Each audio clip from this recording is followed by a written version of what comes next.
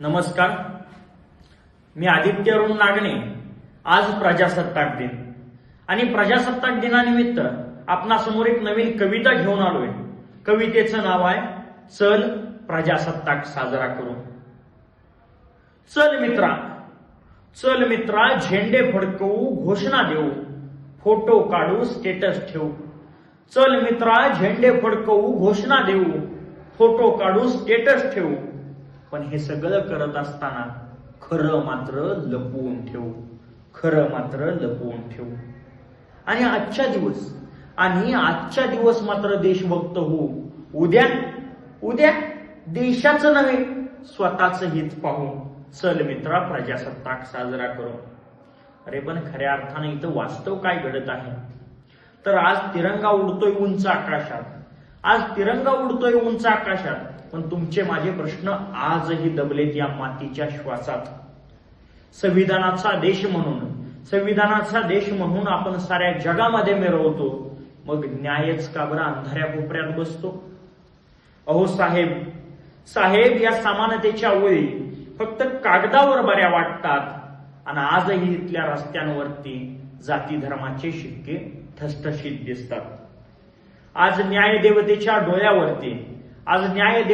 डोळ्यावरती बांधली आहे पैशाची पट्टी आणि सत्तेच्या स्वार्थापायी इथं झाले लबाड लांडग्यांची गट्टी. आज इथला शेतकरी आत्महत्या करतो आणि मरतो, पण आम्ही मात्र कृषी प्रधान देश म्हणून साऱ्या जगात मिरवतो. अहो आज इथं स्त्रिया नाहीयेत सुरक्षित आणि तुम्ही आम्ही म्हणतो देश होत चाललाय विकसित. नाही गड्या, हे आता थांबलं पाहिजे आणि तुझ्या माझ्या स्वप्नातला प्रजासत्ताक साजरा झाला पाहिजे. फक्त घोषणा देऊन बदल घडत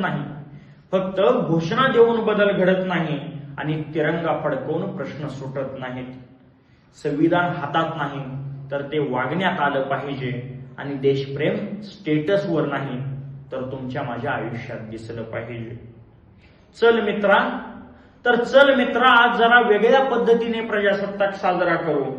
खोट्या अभिमानाला नाही तर खऱ्या बदलाला सलाम करू. जिथं तिरंगा फक्त उंच नाही तर इथल्या प्रत्येक माणसाच्या मनामनात फडकत असेल, चल मित्रा प्रजासत्ताक साजरा